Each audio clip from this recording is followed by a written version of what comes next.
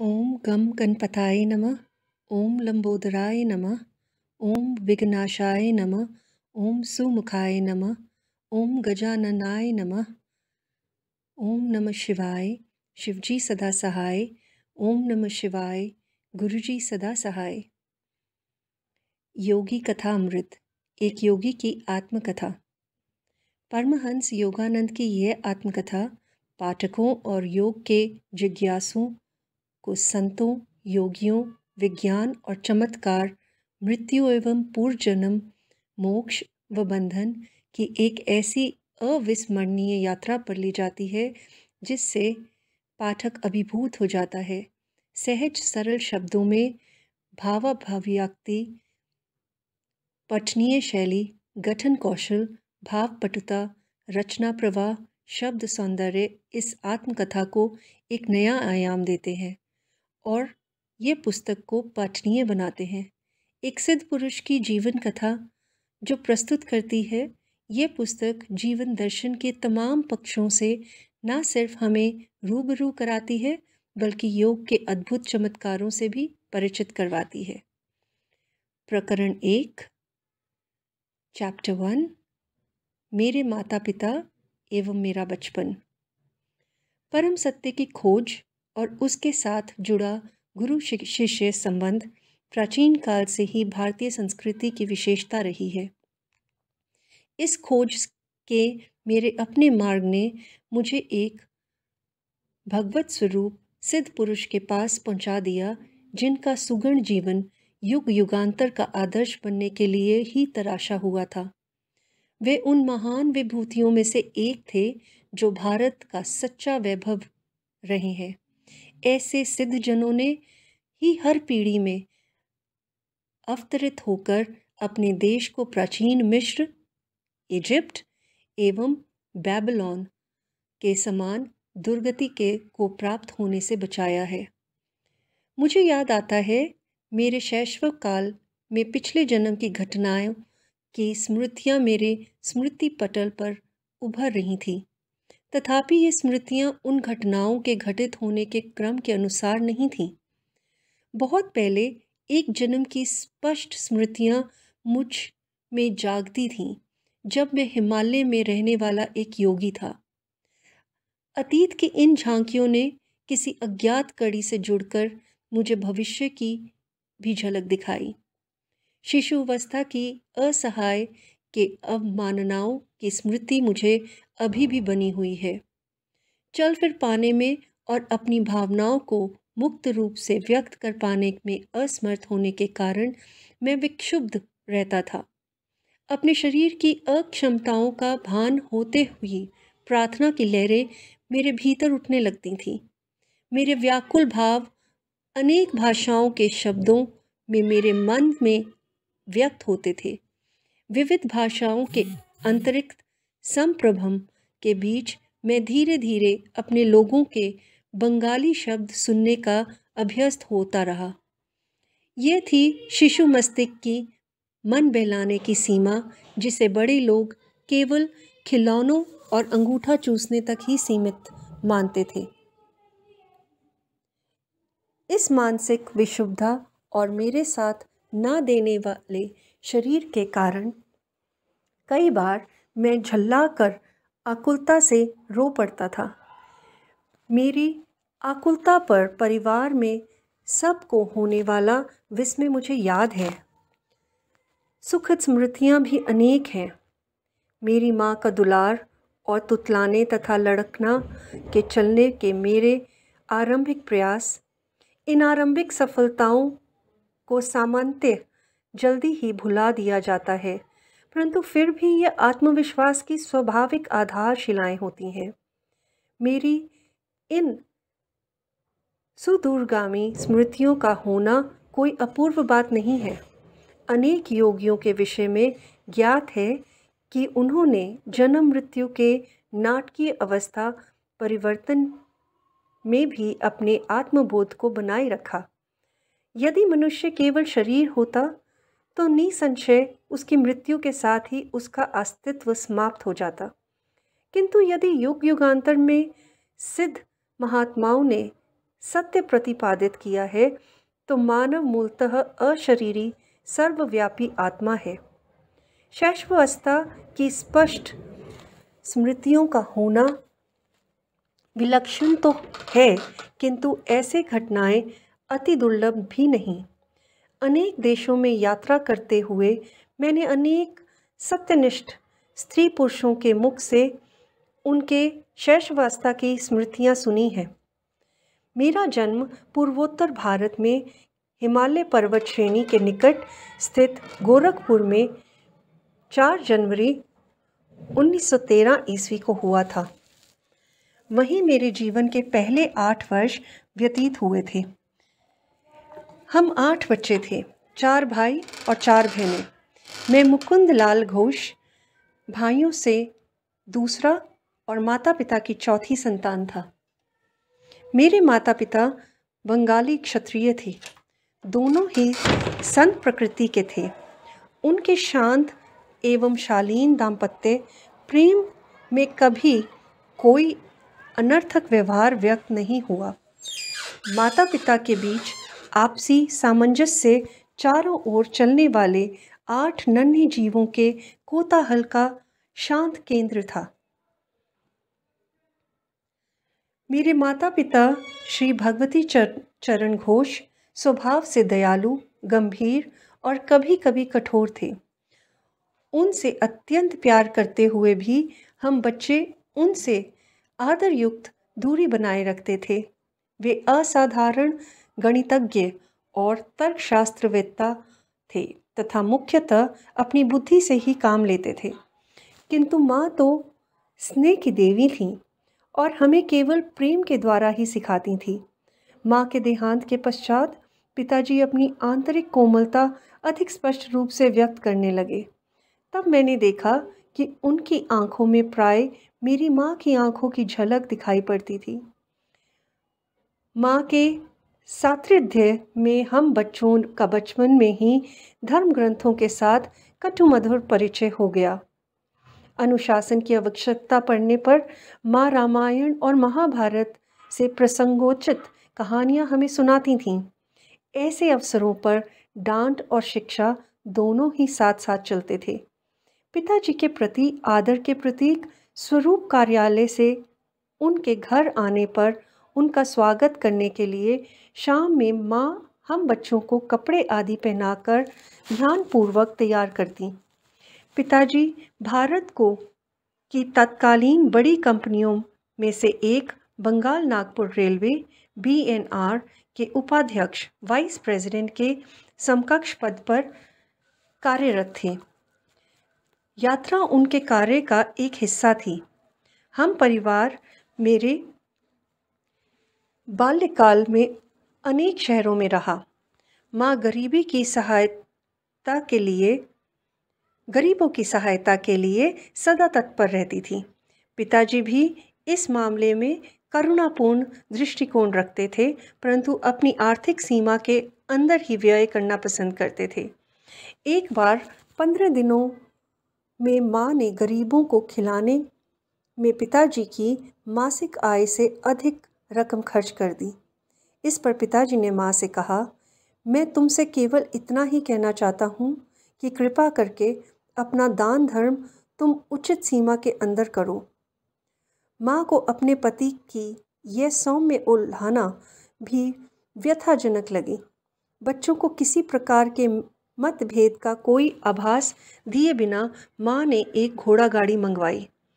नमस्कार, मैं अपने मायके जा रही हूँ। प्राचीन धमकी। हम लोग चकित होकर विलाप करने लगे। उसी समय संयोगवश हमारे मामा वहाँ आ गए। उन्होंने पिताजी के कान में फुसफुसा कर धीरे से कोई परामर्श दिया। निसंशय सदियों से चला आ रहा कोई उपाय। पिताजी के कुछ संधिजनक स्पष्टीकरण के बाद माँ ने खुशी खुशी घोड़ा गाड़ी लौटा दी। अपने माता पिता के बीच मेरे द्वारा देखे गए एकमात्र विवाद का इस प्रकार अंत हुआ। परंतु एक विशेष संवाद मुझे याद आता है। कृपया अभी अभी घर पर आई एक असहाय महिला को देने के लिए मुझे 10 रुपए दीजिए। माँ की मुस्कुराहट में मानने की अपनी एक शक्ति थी।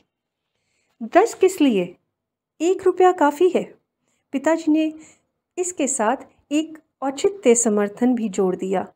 जब मेरे पिताजी और दादी जी की अचानक मृत्यु हो गई, तब मैंने गरीबी को पहली बार अनुभव किया। मीलों चलकर स्कूल जाने में से पहले मेरा नाश्ता होता था केवल एक छोटा केला।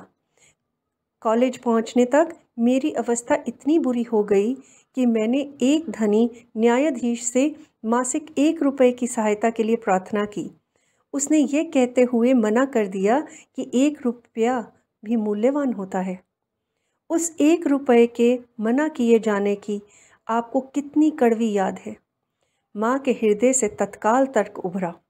क्या आप चाहते हैं कि यह महिला भी आपके द्वारा इन 10 रुपयों को मना किए जाने की को वैसे ही दुखद स्मृति अपने मन में रखे जिनकी उसे तीव्र आवश्यकता है?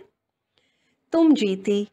पराभूत पति की सनातन भाव भंगिमा के साथ पिताजी ने अपना बटुआ खोला और कहा, ये लो 10 रुपए का नोट। उस महिला को यह मेरी शुभकामनाओं सहित दे दो। किसी भी नए प्रस्ताव पर पहले नहीं कह देना पिताजी का स्वभाव था।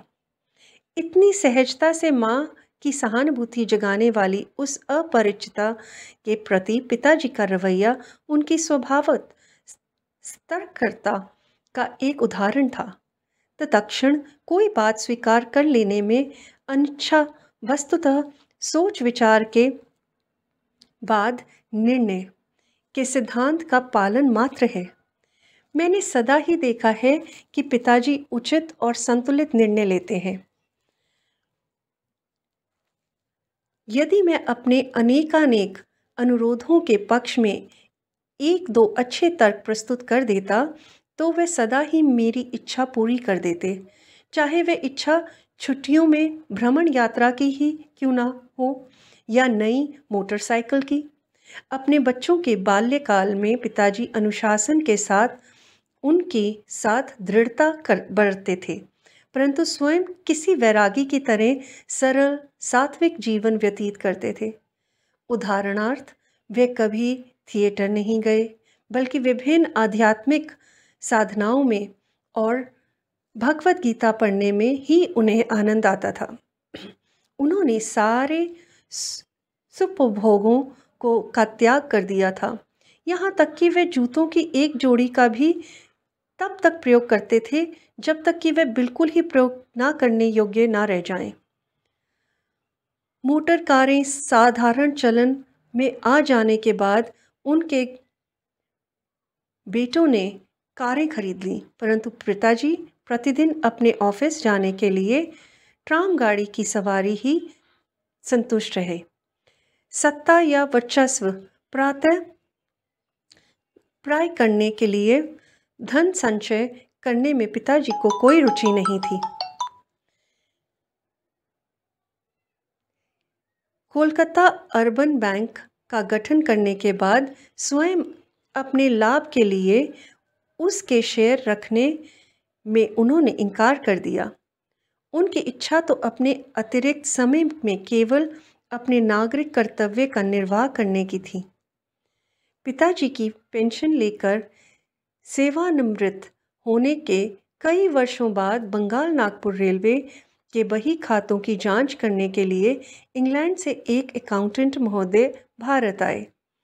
विस्मित जांच अधिकारी ने देखा कि पिताजी ने उचित समय पर अदा न किए गए किसी बोनस के लिए कभी कोई आवेदन नहीं किया था। उन्होंने कंपनी को बताया, इन्होंने अकेले 3 आदमियों के बराबर काम किया है। पिछली क्षतिपूर्ति स्वरूप इनका 1,24,000 रुपया कंपनी से निकलता है।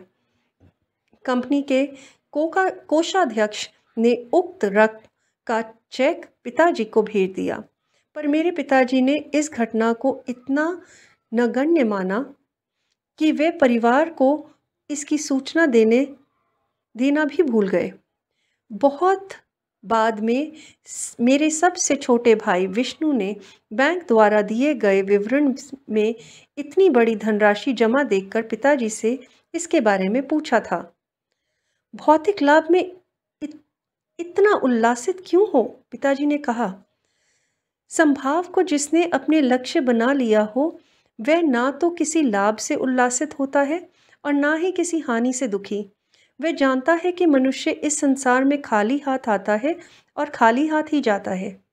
अपने वैवाहिक जीवन में पदार्पण करने के शीघ्र बाद ही मेरे माता पिता एक महान गुरु बनारस के लाहिड़ी महाशय के शिष्य हो गए। इस संपर्क से पिताजी के पहले से ही विरक्त स्वभाव और बल मिला। माँ ने एक बार मेरी सबसे बड़ी बहन रोमा को एक उल्लेखनीय बात बताई। तुम्हारे पिताजी और मैं संतान प्राप्ति के लिए वर्ष में मात्र एक बार पति पत्नी के रूप में साथ सोते हैं। पिताजी लाहिड़ी महाशय से अविनाश बाबू के माध्यम से मिले। अविनाश बाबू बंगाल नागपुर रेलवे के एक कर्मचारी थे।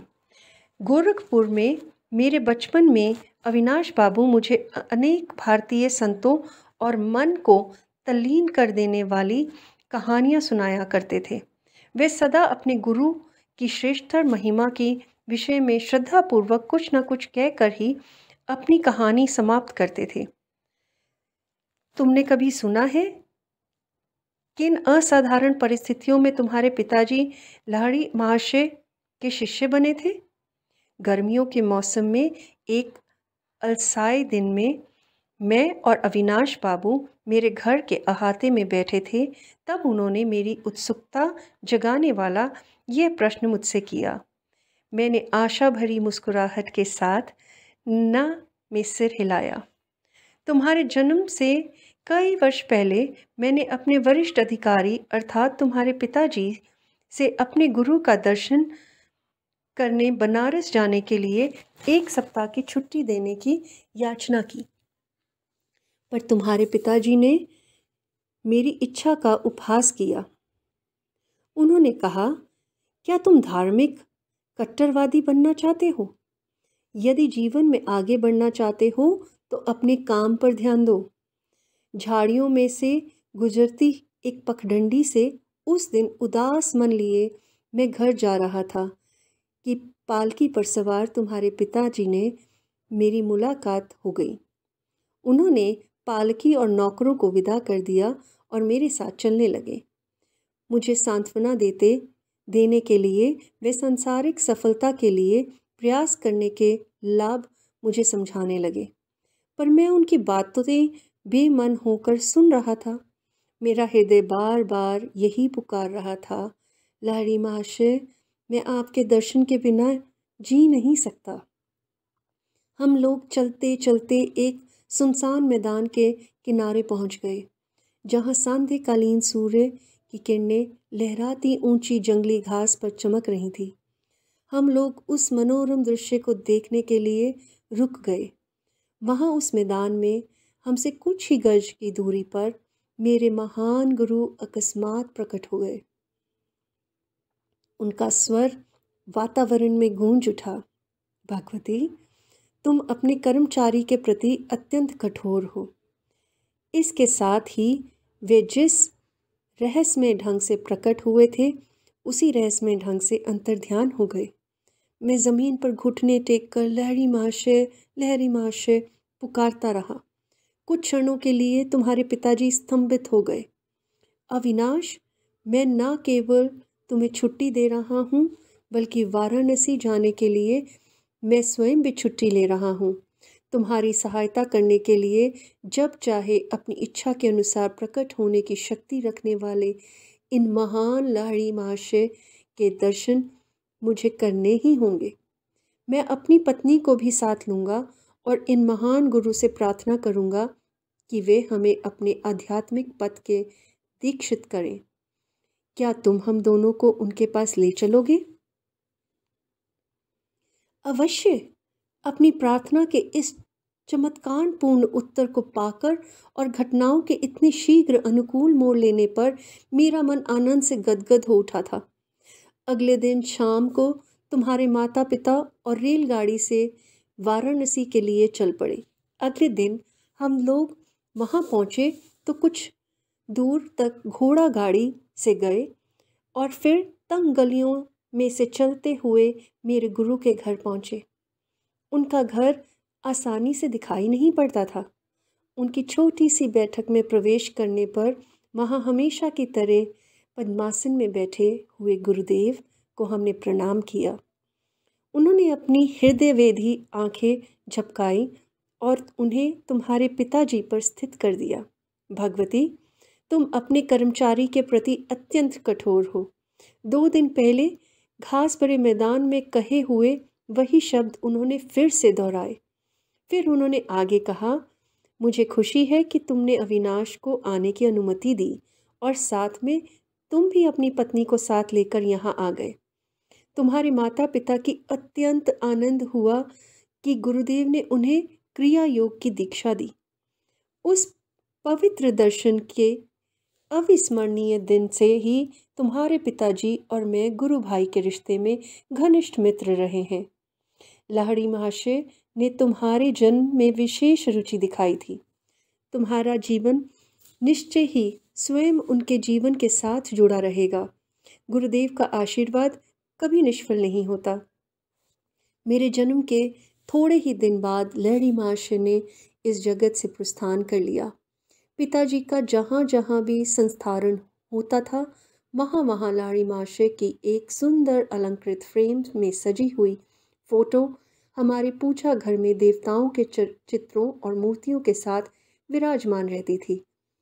लगभग हर रोज़ की सुबह और शाम को माँ और मैं उस पूजा वेदी के सामने ध्यान लगाकर बैठते थे और चंदनासिक्त पुष्प अर्पण करते थे। धूप और गुगुल के साथ साथ अपनी संयुक्त भक्ति द्वारा हम उस ईश्वर तत्व की पूजा करते थे जो लाहिड़ी महाशय से पूर्णतः अभिव्यक्त हुआ था। उनकी उस फोटो का मेरे जीवन पर ज़बरदस्त प्रभाव पड़ा। जैसे जैसे मैं बड़ा होता गया वैसे वैसे मेरे मन में उस महान गुरु का विचार अधिक दृढ़ होता गया।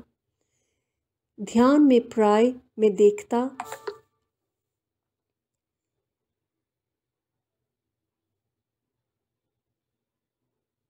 कि उनकी छवि उस छोटे से फ्रेम से बाहर आ गई है और जीवित रूप धारण कर मेरे सामने बैठ गई है। जब मैं उनके ज्योतिर्मय शरीर के चरणों का स्पर्श करने का प्रयास करता तब वे बदलकर पुनः चित्र बन जाते। जब मैं बाल्यावस्था में किशोरावस्था में प्रवेश किया तो मैंने देखा कि फ्रेम में जकड़ी लाहिड़ी महाशय की छोटी सी छवि मेरे मन में जीवित ज्ञान प्रदायिनी उपस्थित बनकर विराजमान हो चुकी है। किसी उलझन या परीक्षा की घड़ी में मैं प्राय उनसे प्रार्थना करता और अपने अंतर में उनका सांत्वदायक मार्गदर्शन पाता। पहले पहले तो मुझे दुख होता था कि वे शारीरिक रूप में जीवित नहीं हैं, किंतु जैसे जैसे मुझे उनकी गुप्त सर्वव्यापकता का पता चलता गया वैसे वैसे मेरा दुख कम होता गया। अपने उन शिष्यों को जो उनके दर्शन के लिए अति लाल्य रहते हैं वे प्राय लिखा करते थे, जब मैं सदा तुम्हारे कुटस्थ दिव्य दृष्टि की पहुँच में हूँ तो मेरे अस्थि मांस को देखने के लिए आने की क्या आवश्यकता है। लगभग 7 वर्ष की आयु में मुझे लाहिड़ी महाशय की फोटो के माध्यम से चमत्कारी स्वास्थ्य लाभ का आशीर्वाद प्राप्त हुआ। इस अनुभव ने मेरे प्रेम को और भी अधिक उत्कट कर दिया। जब मैं बंगाल के इच्छापुर में अपने पारिवारिक घर में रह रहा था तब मुझे हैजा हो गया। मेरे बचने की कोई आशा नहीं रही। डॉक्टर कुछ भी नहीं कर पा रहे थे। मेरे बिस्तर के पास बैठी माँ ने भाव विहलता के अतिरेक के साथ मेरे सिर के ऊपर टंगी लाड़ी महाशय की फ़ोटो की ओर देखने का मुझे इशारा किया। उन्हें मन ही मन प्रणाम करो। वे जानती थी कि प्रणाम करने के लिए हाथ उठाने की शक्ति मुझ में नहीं बची थी। यदि तुम सचमुच अपनी भक्ति प्रकट करोगे और अपने अंतर में उनका चरण स्पर्श करोगे तो तुम्हें जीवन दान मिल जाएगा। मैं उनकी फ़ोटो की ओर देखा तो वहाँ आंखें चंधियाने वाला प्रखर प्रकाश दिखाई पड़ा, जिसने मेरे शरीर और पूरे कमरे में को अपने में समा लिया।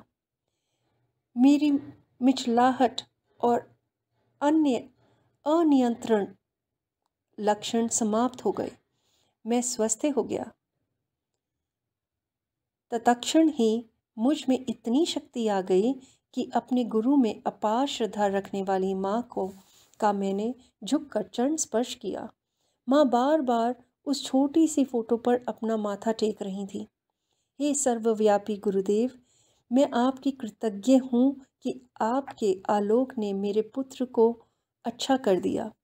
मैं समझ गया कि उन्होंने भी उस तेजोमय ज्योति का दर्शन किया था जिसकी महिमा से मैं उस साधारणतया प्राणघातक साबित होने वाली बीमारी से एकाएक अच्छा हो गया था।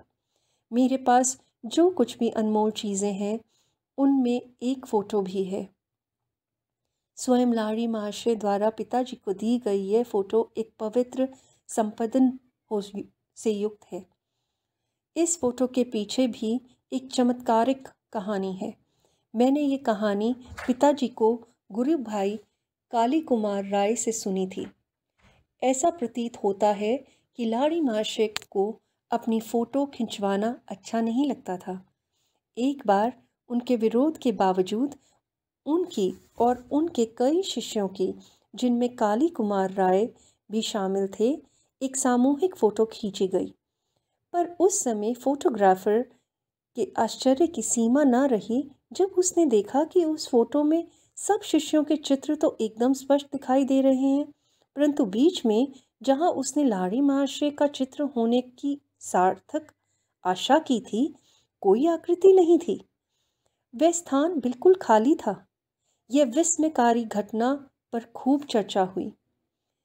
एक शिष्य गंगाधर बाबू ने, जो एक कुशल फोटोग्राफर थे, डींग मारी कि लाड़ी महाशय चाहे जो कर लें, वे उनकी फ़ोटो अवश्य खींच सकते हैं। अगले दिन प्रातःकाल जब गुरुदेव लकड़ी की बेंच पर पद्मासन में बैठे थे और उनके पीछे एक कपड़े का पर्दा भी लगा था, तब गंगाधर बाबू अपने साथ सामान के साथ वहाँ पहुँच गए।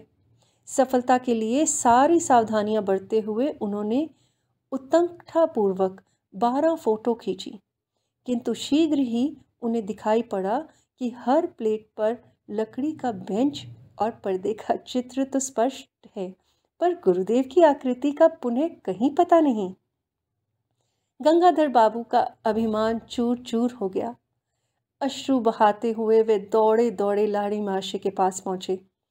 कई घंटों के बाद लाड़ी महाशय ने इस सारगर्भित वाक्य के साथ अपना मौन तोड़ा, मैं ब्रह्म हूँ। क्या तुम्हारा कैमरा सर्वव्यापी अगोचर का चित्र खींच सकता है?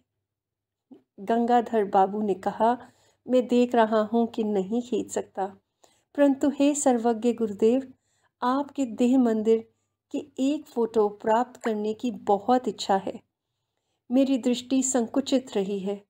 आज तक मैं ये नहीं समझ पाया था कि आप में ब्रह्म पूर्ण रूप से वास करता है।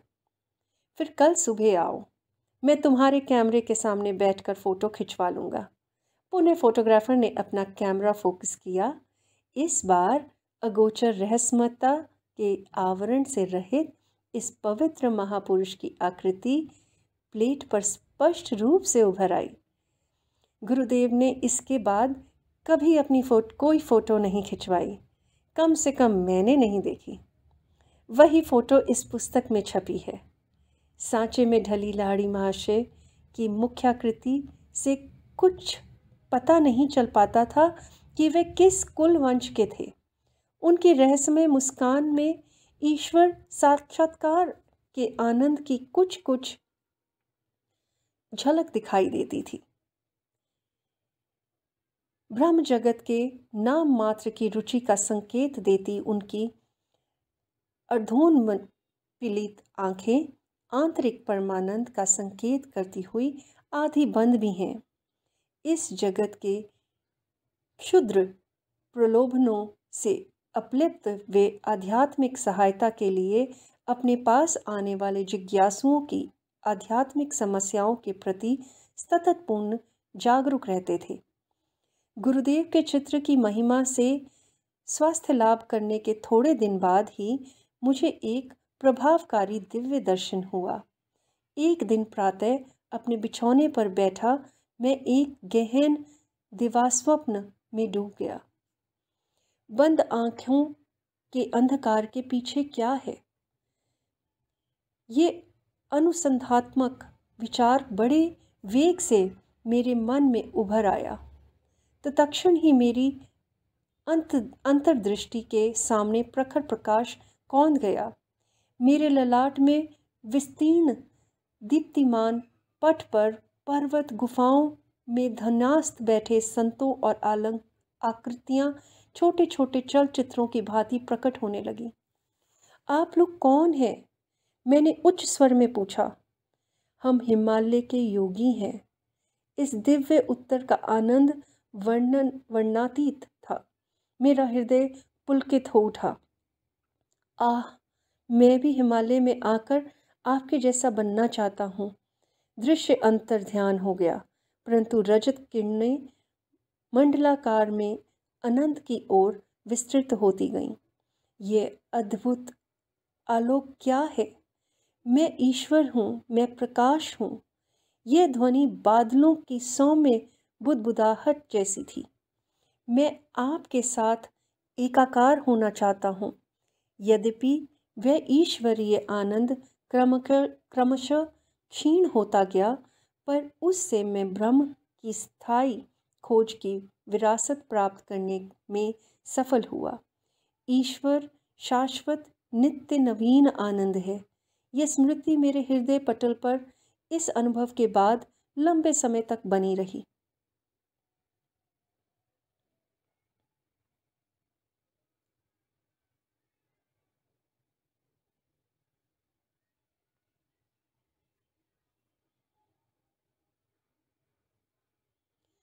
बचपन की एक अन्य स्मृति असाधारण है और उल्लेखनीय भी है, क्योंकि उसका चिन्ह आज भी मेरे हाथ पर है।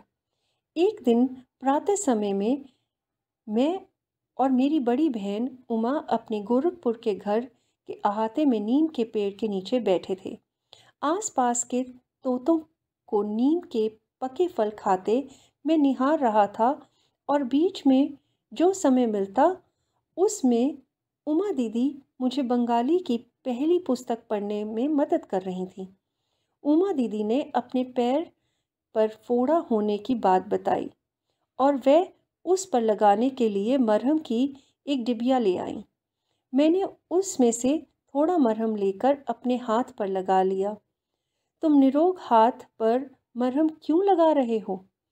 बात ऐसी है दीदी, मुझे लग रहा है कि कल मुझे यहाँ फोड़ा होने वाला है।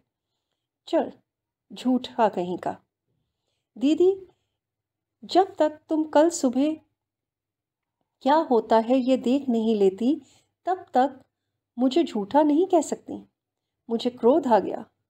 उमा पर उसका कोई असर नहीं पड़ा और उसने 3 बार अपने व्यंग को दोहराया। एक दृढ़ निश्चय मेरी आवाज़ से ध्वनित होने लगा जब मैंने धीरे धीरे कहना शुरू किया। मैं अपनी इच्छा शक्ति के बल के साथ कहता हूँ कि कल मेरे हाथ पर इसी जगह एक काफ़ी बड़ा फोड़ा निकल आएगा और तुम्हारा फोड़ा सूजकर दुगना हो जाएगा। सुबह मेरे हाथ पर एक बहुत बड़ा फोड़ा निकल आया और उमा का फोड़ा आकार में दुगना हो गया। मेरी बहन चीखती हुई माँ के पास भागी। माँ, मुकुंद जादू टोना करना सीख गया है।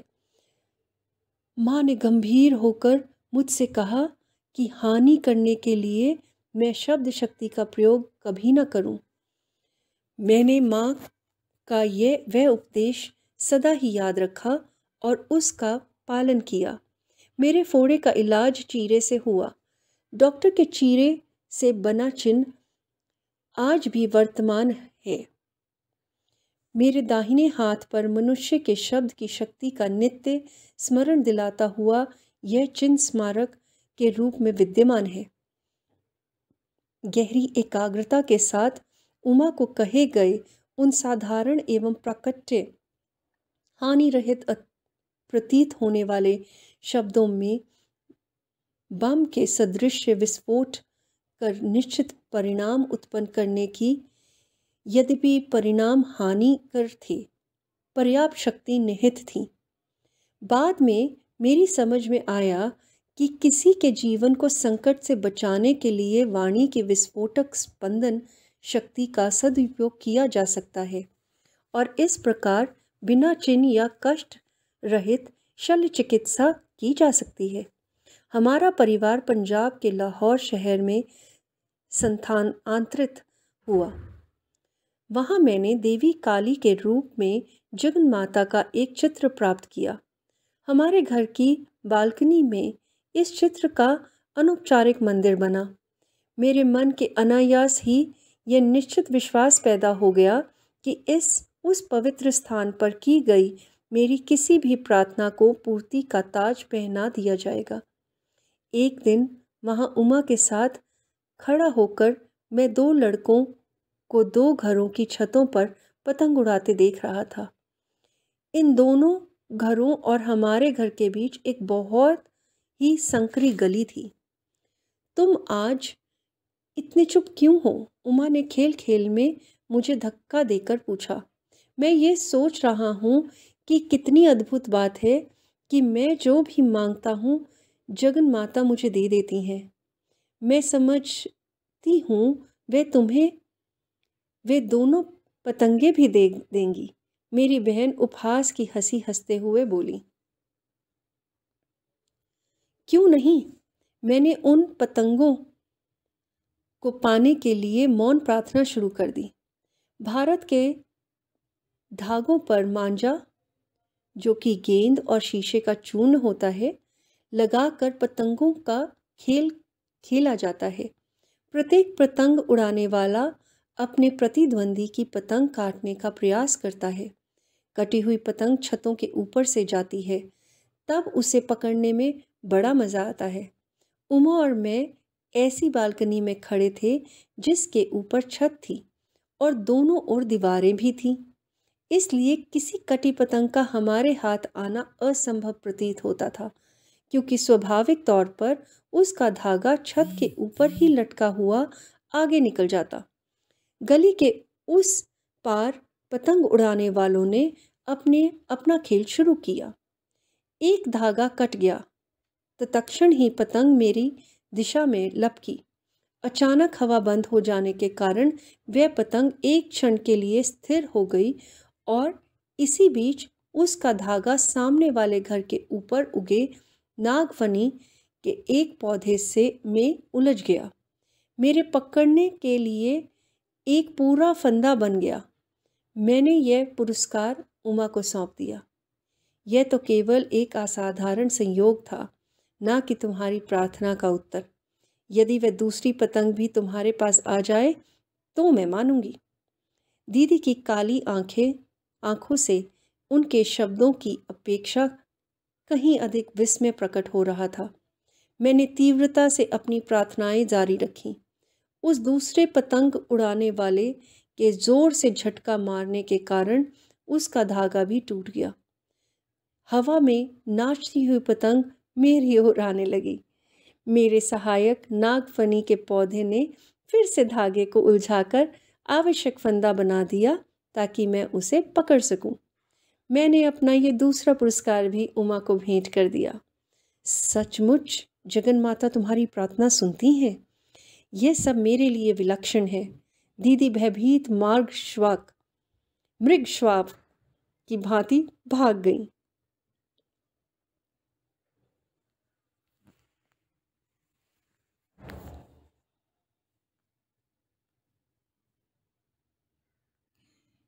जो मांगे ठाकुर अपने ते सोई सोई देवे। नानक दस मुख ते जो बोले इहा उहा सच होवे। जो मांगे ठाकुर अपने ते सोई सोई देवे।